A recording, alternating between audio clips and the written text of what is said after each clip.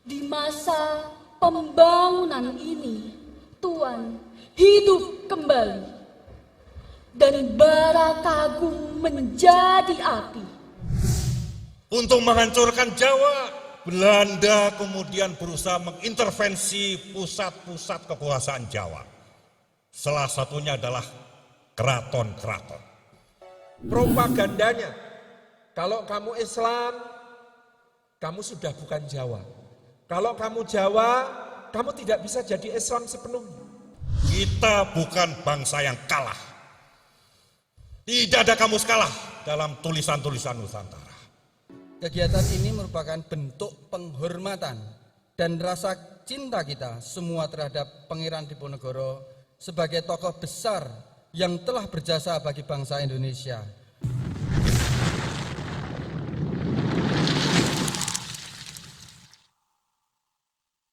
Diponegoro, buah karya Hairil Anwar.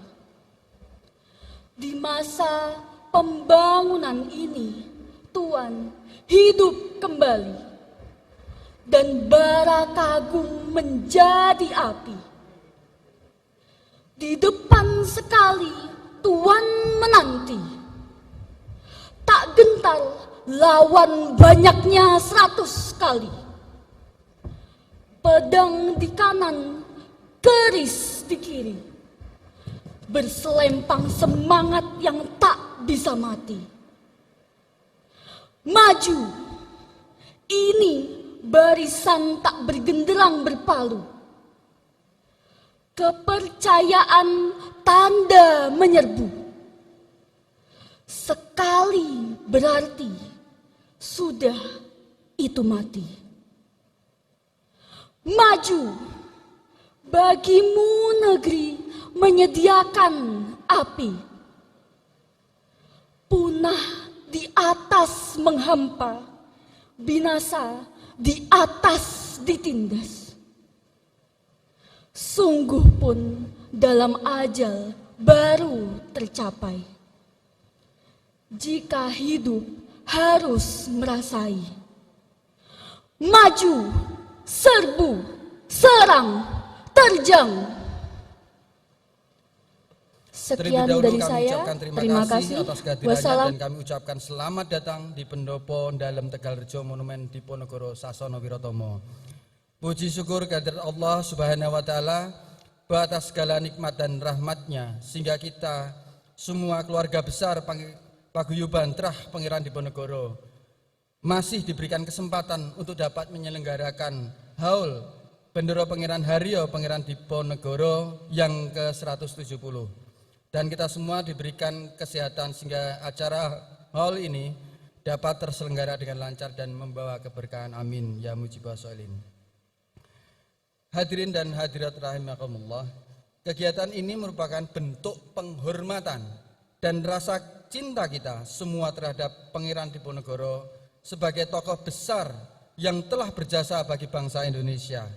Oleh karena itu, untuk peringatan kali ini kami mengambil tema meneladani ketakwaan dan perjuangan Sang Pangeran yang bertujuan mengajak kita semua dan khususnya generasi penerus bangsa agar dapat meneladani nilai-nilai luhur yang beliau perjuangkan.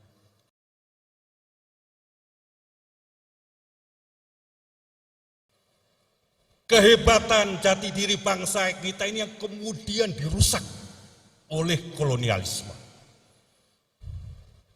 Berbagai macam cara dilakukan untuk merusak bangsa kita supaya bangsa kita bisa dikuasai oleh kolonialisme, oleh imperialisme. Untuk menghancurkan Jawa, Belanda kemudian berusaha mengintervensi pusat-pusat kekuasaan Jawa. Salah satunya adalah keraton-keraton.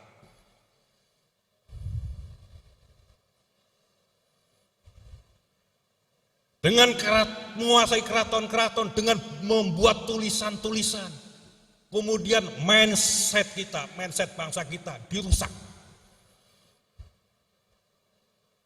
Ada mitos tentang perang Bubat. Ada mitos tentang zuriyahnya orang-orang Jawa adalah perampok, kecu, seperti yang ditulis di Pararaton, bahwa Ken Arok adalah leluhurnya orang Jawa, dia adalah seorang preman. Dan Pararaton serta tulisan yang menceritakan tentang perang Jawa Sunda itu diterbitkan oleh Belanda tahun 20. Pararaton 1920, perang Bubat itu di Kidung Sunda sekitar tahun 1926. Kenapa diterbitkan pada waktu itu? Karena pergerakan nasional sedang bangkit. Pergerakan nasional melawan Belanda sedang bangkit. Partai-partai politik, organisasi-organisasi politik bangkit. Belanda susah sekali untuk meredam, maka kemudian dibuatlah tulisan-tulisan, propaganda-propaganda, pemikiran-pemikiran untuk memecah belah bangsa Indonesia. Dan menurut sejarawan NU, Bapak Agus Sunyoto almarhum, di Indonesia ini sejarahnya tidak ada kata kalah. Kamus kalah di dalam bangsa Indonesia tidak ada. Itu bisa dibaca nanti. Begitu kemudian Islam masuk, kata-kata kalah ini muncul. Kalah itu ya ngalah, ngaloh, serahke karo Gusti Allah. Sebelumnya kalau nggak mukti, mati.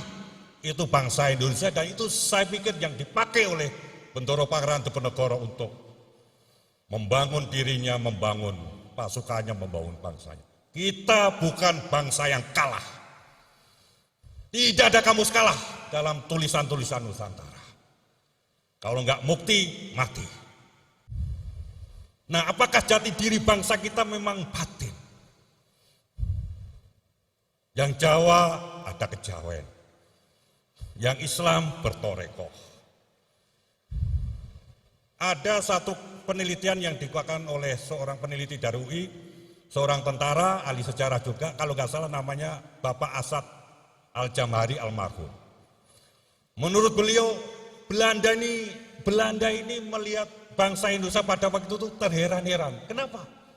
Ini kelihatannya tiap hari wong Jawa ki udah tutut ngorokang ngerokok, ngopang ngopi. Tetapi begitu perang, Belanda kalah. Ada apa?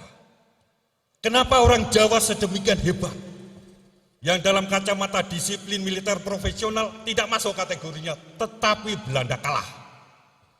Nah, kemudian saya menemukan jangan-jangan karena mereka adalah ahli-ahli torekoh yang hebat. Belanda melakukan penelitian, muncul Javanologi. Tidak bisa lagi kita berperang dengan Pangeran Diponegoro, walaupun waktu itu juga pasukannya sudah sangat berat. Tidak bisa. Makanya gimana kemudian dilakukan diplomasi, operasi intelijen untuk membujuk Pangeran Diponegoro supaya mau berunding. Saking baiknya orang-orang Jawa pada waktu itu. Ya sudah.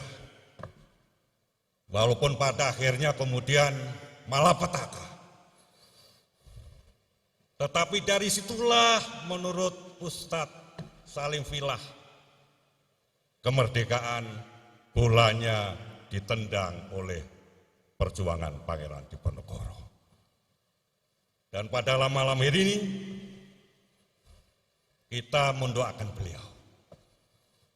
Beliau lahir tanggal 19 November tahun 1785 dan beliau wafat pada tanggal 8 Januari 1855. Dan pada malam hari ini kita mendoakan beliau. Dari jumlah keseluruhan pangeran di Keraton Yogyakarta bergabung dengan beliau.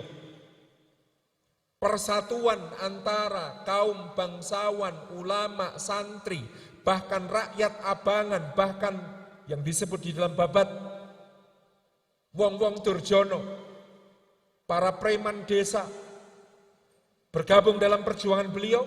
Persatuan semacam itu yang sangat menakutkan bagi penjajah, sampai-sampai seperti disebutkan dalam penelitian Profesor Nancy Florida, setelah perang Diponegoro usai di tahun 1831, Belanda segera bentuk Institut di Javanistal di Surakarta. Lembaga ini cover namanya Lembaga Institut Bahasa Jawa. tetapi tugas utamanya memisahkan antara identitas keislaman dan kejawaan. Propagandanya, kalau kamu Islam, kamu sudah bukan Jawa. Kalau kamu Jawa, kamu tidak bisa jadi Islam sepenuhnya. Dan propaganda itu terus-menerus dikobarkan oleh Institut Djavanistal T Surakarta dengan dasar jangan sampai ada Diponegoro kedua yang bisa mempersatukan rakyat. Sehingga pada tahun 1880 misalnya terbit Serat Babat Kediri, Suluk Darmo Gandul, Serat Gartoloco. Semua isinya nadanya sama, yaitu mengolok-olok para wali, mengolok-olok para ulama. Padahal keberhasilan Pangeran Diponegoro mempersatukan inilah yang paling ditakuti oleh penjajah. Maka menjadi kepentingan penjajah untuk memisah-misah rakyat Nusantara yang beridentitas Islam, dicegah supaya tidak lagi merasa Jawa. Yang beridentitas Jawa dicegah supaya jangan merasa sebagai seorang muslim yang taat. Yang dengan itu dapatlah dicegah seorang Diponegoro timbul lagi, karena Diponegoro terlalu menakutkan bagi penjajah. 20 juta gulden habis untuk melawannya. Padahal ketika itu penghasilan kerajaan Belanda dari tanah jajahannya di Afrika, Asia maupun Amerika kalau ditotal setahun hanya 2 juta gulden. Artinya pendapatan 10 tahun digunakan untuk 5 tahun melawan Diponegoro. Ini momentumnya ketemu, jadi momentum haul Pangeran Diponegoro ke-170 ini adalah momentum kebangkitan bangsa Indonesia untuk menemukan jati dirinya, untuk mewujudkan cita-cita para pahlawan di dalam membangun Indonesia yang kuat, yang mandiri, berdaulat, adil, dan makmur. Saya pikir itu. Terima kasih. Pangeran Diponegoro adalah tokoh yang ingin mempertahankan jati diri bangsa yang tidak mau diintervensi oleh kekuatan ataupun budaya pihak lain. Jadi dari hall yang ke-170 ini kita berharap Indonesia kembali bersatu, Indonesia kembali memiliki jati diri bangsa yang kuat, bisa berdikari, dan kita akan menjadikan Pangeran Diponegoro adalah teladan.